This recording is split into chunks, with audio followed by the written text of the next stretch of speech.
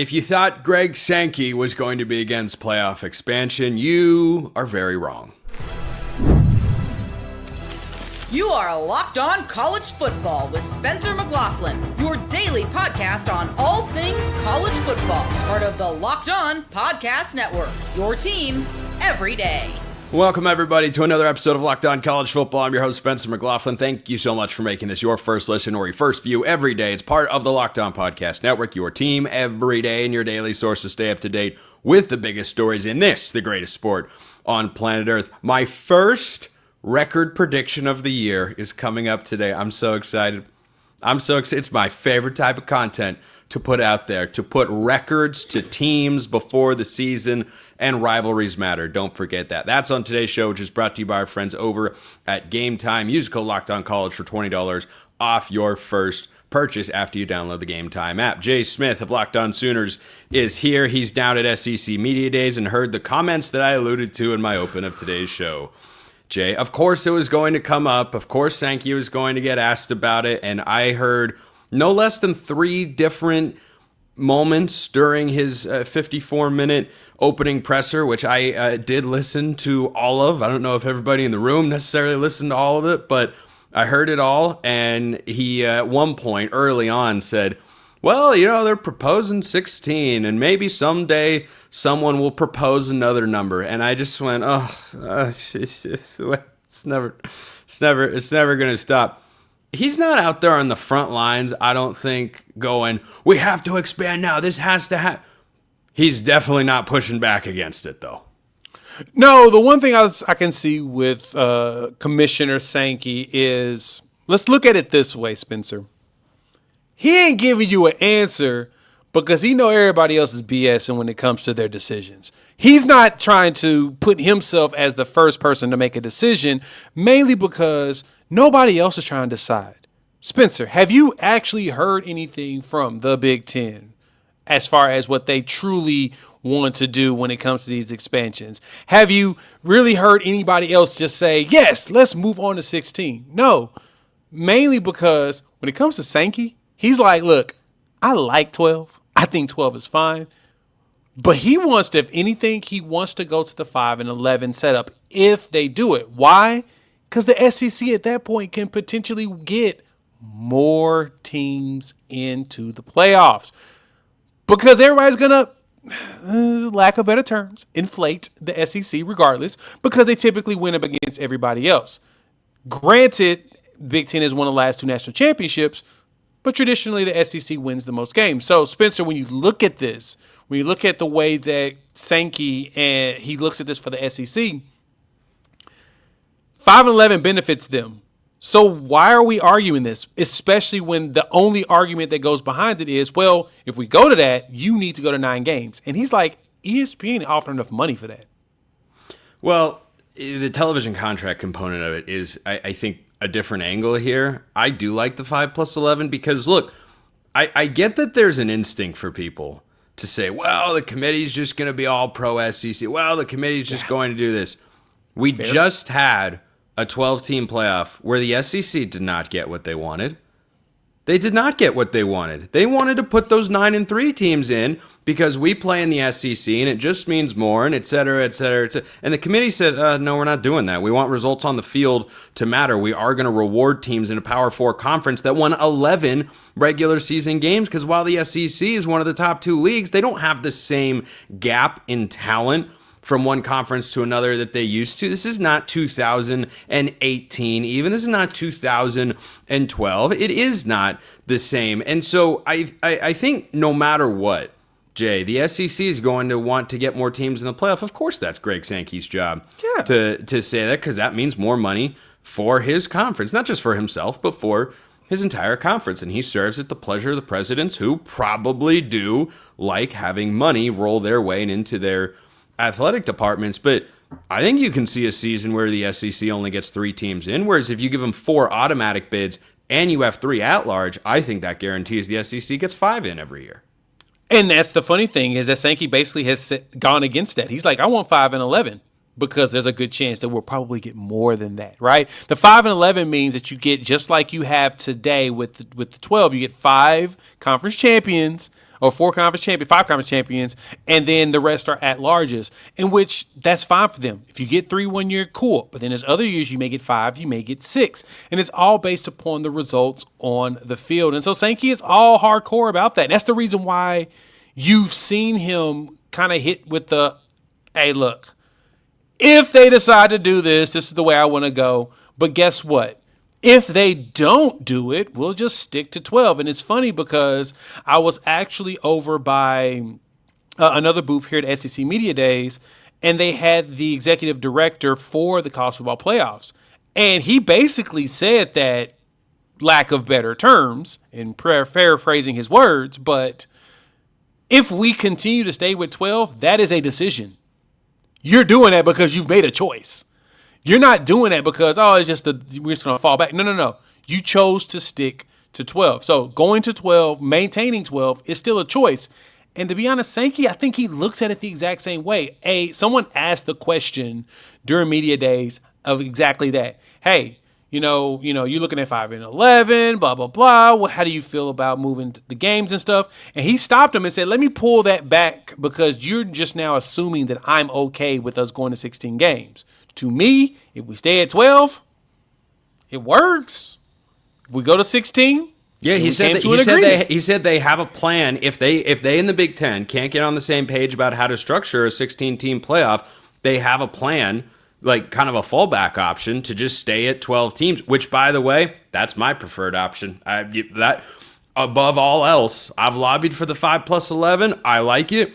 5+7, even better. Can we get to 5+3? Oh, it'd be my dream world. Oh, that'll be a dream world for a lot of us. But Spencer, we're here. He's already basically said, no, we're just going to stick to 12. And to be honest, I don't think that Sankey's going to move off anything, mainly because we have to take in consideration when it comes to this playoff setup is that there's dollars involved in this. And for the SEC, it makes 0 sense to listen to the Big Ten and go to an additional game in conference when the SEC already requires for you to have a minimum of 1 P4 opponent to go along with your 8-team schedule. Look at the way the Big Ten is scheduled. They have their 9-team schedule and 3 cupcakes. You rarely see a Big Ten school. Rarely. No. Don't you push back all you want. Go look at Penn State's schedule. You talk to me about Penn State's schedule, who we're considering as the top team in the Big Ten. Ohio State, they're different. Michigan, they're different. Both of them have always shown us they're willing to play big-time out-of-conference schedules, just like Oklahoma and Texas. They will play random teams who are big-time and play them non-conference. But you don't get that out of everybody else in the Big Ten. It's a rarity that you get that from other teams in the Big Ten. So I'm saying that as a hater of the Big Ten right now because a lot of the teams don't. A lot of teams don't. They don't. But there are plenty that do. But look at Penn State's schedule this year, dog. Let's look at that. You can pick a couple of schedules and say, hey, this is Indiana's schedule, non-conference. Atrocious. Penn State's a joke. Right. Ohio State's not always good, but Ohio State's also got Texas. Ohio State's also got Texas this year. Like, it's not consistent. Same thing with the SEC. I rail on scheduling regularly here on the show college football because it's so bad. It's so bad. However, I do think the timing of when you play those bye games matters. I was having this debate with our guy Chris Marler of Locked On Gamecocks on Twitter earlier, and he's saying, well, what's the difference when you play early in the season versus late in the season? Late in the season, there's a big difference. Huge difference. Not just for the team and the players, but for the sport.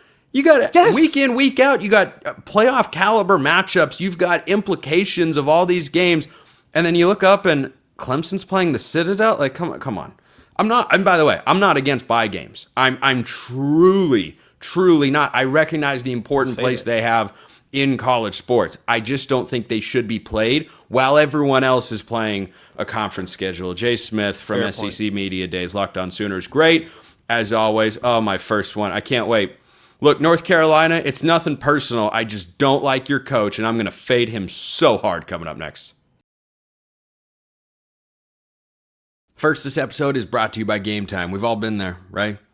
You're logging on, waiting for concert tickets to go on sale, only to lose your spot for a show you've been dying to see. Live music should be about making memories, not dealing with the stress of ticket shopping. That's where Game Time comes in. Game Time makes getting concert tickets faster and easier than ever. Prices actually drop as it gets closer to showtime, and you can save up to 60% off with their killer last-minute deals. They've got a bunch of great features you're going to like. You can see what it's going to look like from your seat before you show up. You can get all-in pricing so you don't get slapped with surprise fees at checkout. That's my personal favorite part about Game Time. I've used it a couple of times, and guess what?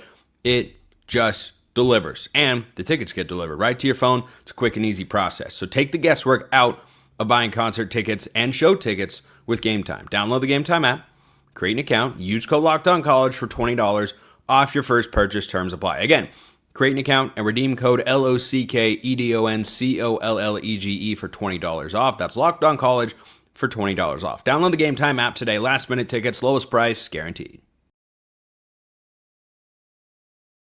My absolute favorite under win total in all of college football. North Carolina under 7.5 wins. Please and thank you. I feel so strongly about it.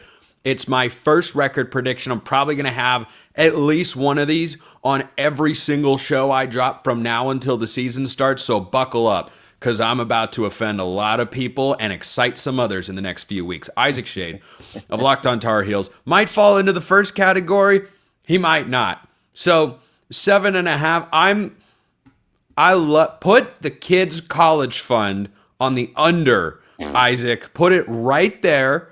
Let it sit, and just know you're going to get a better return between now and December than you would if you put that money into the S&P 500.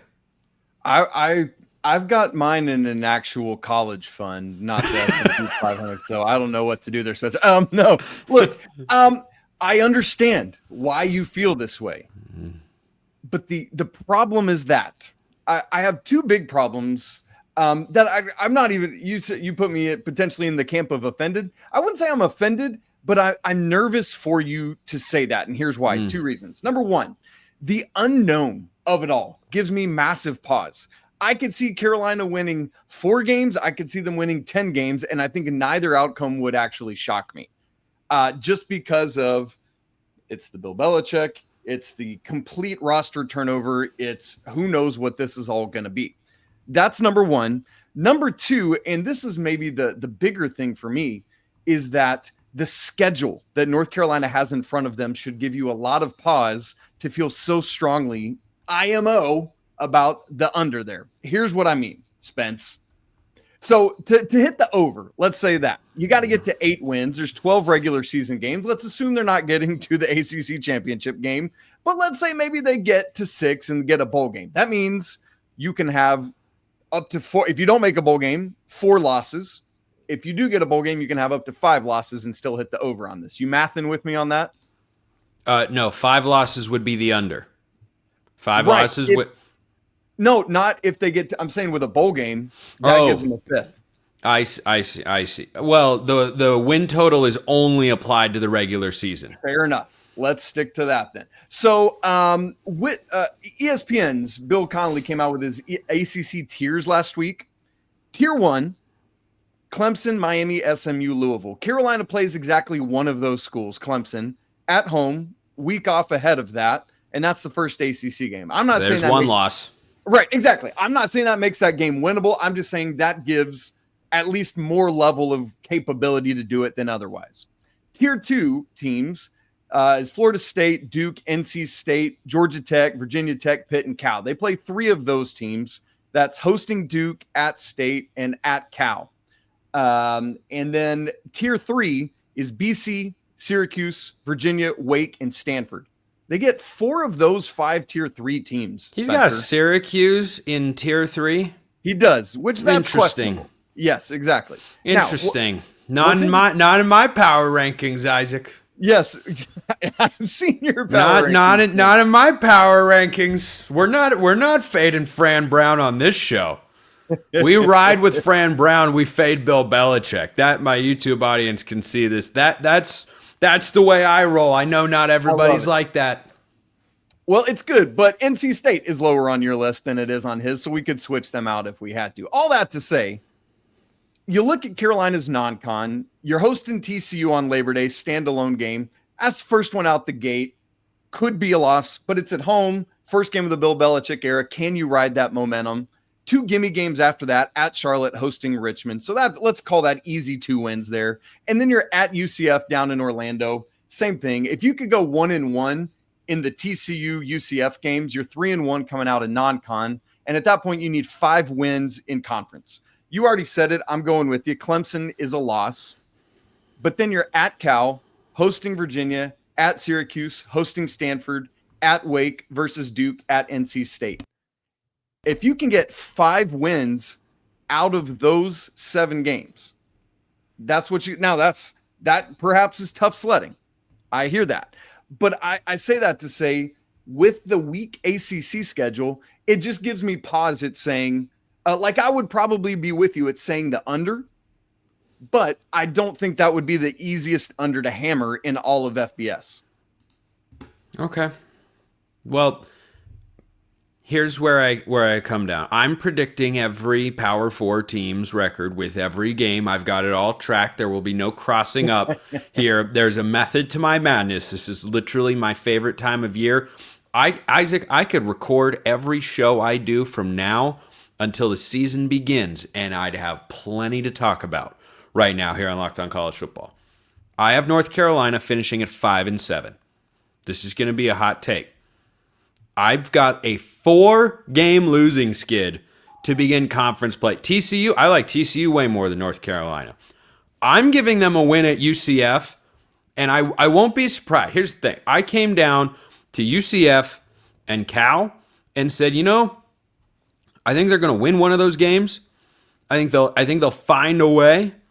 He'll maybe Belichick his way to, but there's a limit to how much Belichicking will really go on here. I'm just so down on the Belichick hire, and it's his first year coaching college football. It is very different than coaching in the NFL. Between UCF and Cal, which are teams that I think on paper people might say they should beat, I don't actually think they should. So I'll take them to knock off UCF, but I think they lose to Clemson, Cal, Virginia, and Syracuse. Yes, Virginia. Now I am giving them a win over Wake Forest. I was really in conference play between Virginia and Wake Forest as one of the games that they're going to lose that people don't think they should, that maybe they'll even be a favorite in. I think they will find a way to lose one of those games, and I just flipped a coin and said, all right, they're losing to Virginia at home. They're beating Wake Forest on the road. Won't be surprised if that's flip-flopped, and that's kind of a signature win of sorts for Jake Dickert in his first year with the Demon Deacons. I think their only conference wins are going to be Wake Forest or Virginia, and I'll take the Demon Deacons there, Wake Forest and Stanford. Those are the only ones I feel even kind of good about, because here's the thing. They have to go to Cal. That's a long trip. Long trip. Go look at how teams that took long trips performed last year in the regular season. It wasn't good. It was never easy. I don't think it will be. 5-7 for the Tar Heels. Only that many wins because, as you point out, the schedule is really easy. Fair. That's good. They do have an off week ahead of that Cal trip, so that does help at least some. Obviously, that doesn't affect when they will travel, though, right? Like they'll go when they'll go, regardless of the game the week before. But you're right, man. Like cross country travel is certainly a massive effect now for ACC, for Big Ten. Like it's a real thing that these conferences and Big 12, I guess I should say, are really having to deal with now. So like that is a very valid issue at stake here. So we'll have to see what happens. Isaac Shade, Locked On Tar Heels. I wish you the best of luck this season. And North Carolina, the best of luck. I have my doubts. I have no doubts that rivalries matter and need to be protected and appreciated properly.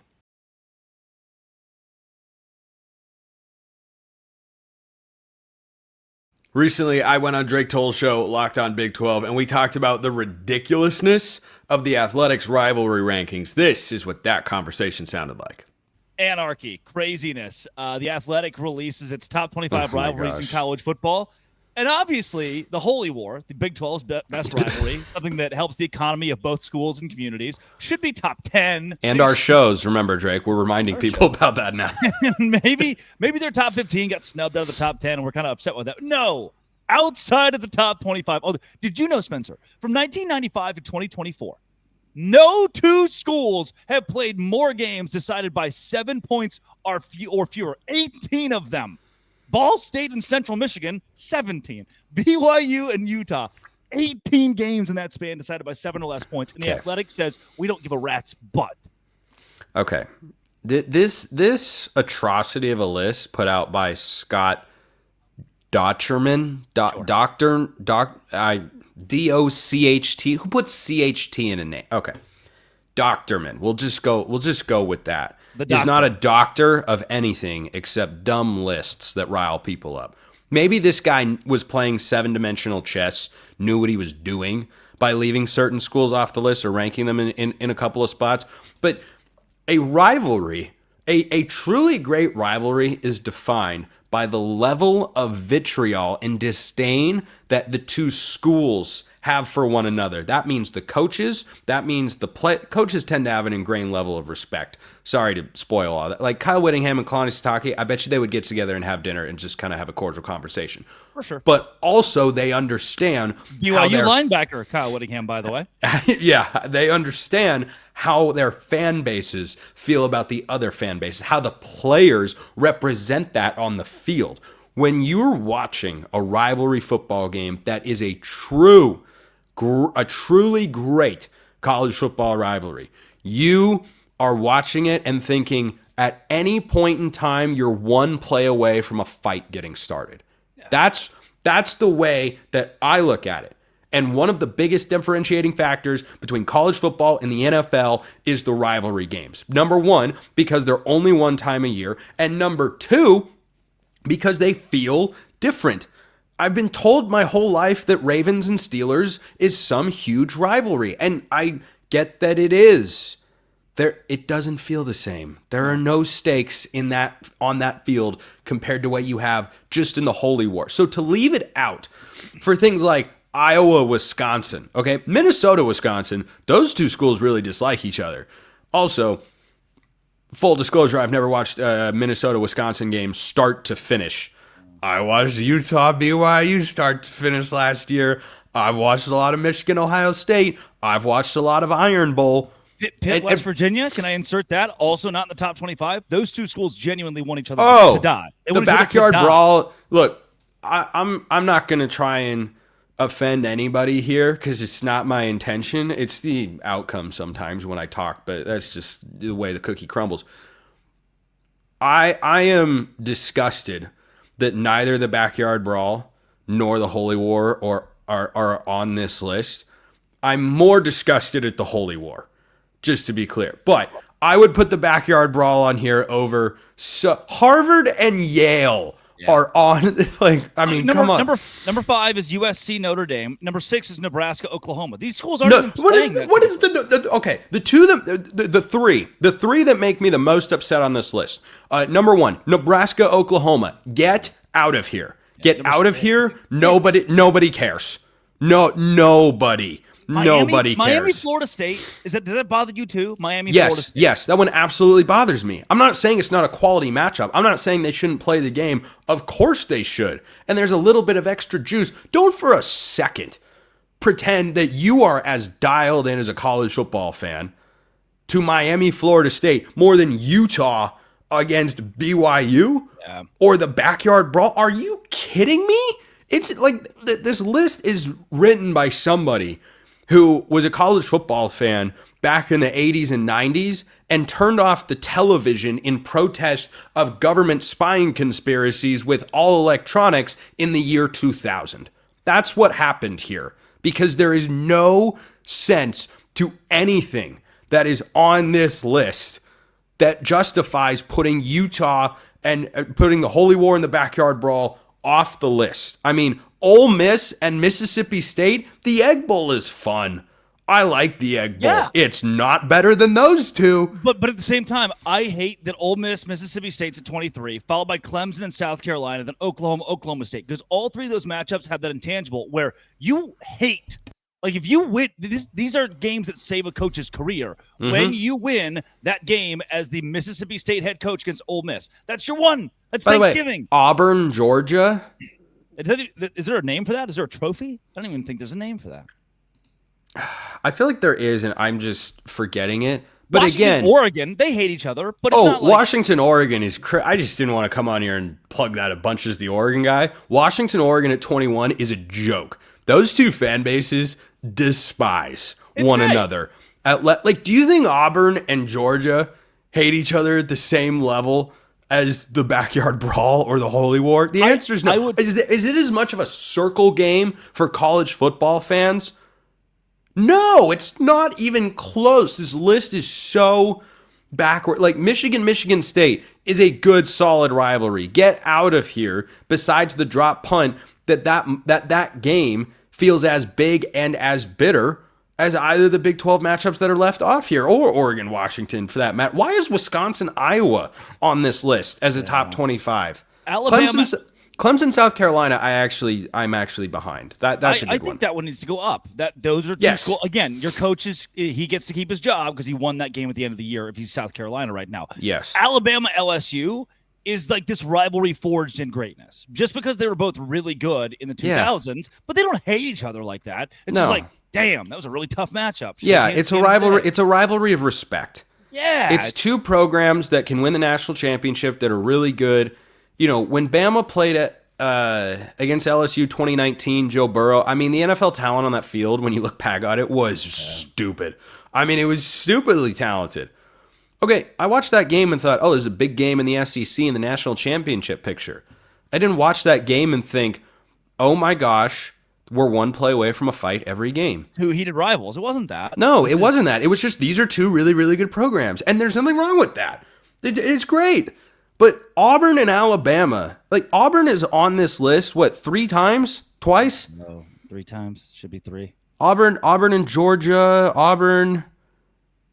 Maybe it's 2. It's 2. Okay, Auburn, Georgia should not be on this list over the 2 in the Big 12. It should not be on there ahead of Oregon, Washington. And you know what my favorite pick on this list is? Kansas, Missouri. Sunflower Showdown, baby. Right? Is that what they call it? That's a great pick. And realignment brought us back the Texas A&M Texas matchup. I'm so happy about that. Mm-hmm. But that back in the day it robbed us of Kansas, Missouri is a travesty. It's an absolute travesty. Kansas doesn't hate Kansas State. Like, no. Care. Those 2 schools were a battle of mid for a long time. Terrible for forever.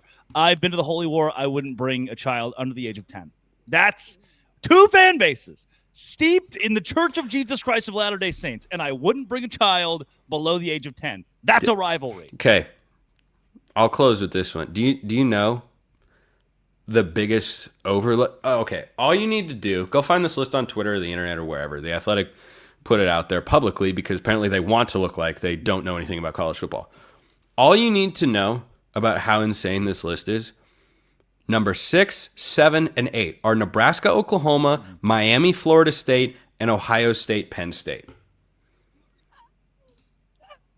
It sounds like some dude that just downloaded College Football 26 and was like, that's a fun matchup. You like in the list. All those are in there. Bama, LSU, Georgia, Florida. Why? How are they in the top 15? How is it? Frankly, Texas A&M being at 15 is too low. It's way too low. I want Iowa State, Kansas State on here above some of these. Those 2 schools hate each other. That's all they talked about in media days was beating the other one. Appreciate everyone listening. I will see you next time. And until then, hope you all have a wonderful rest of your day.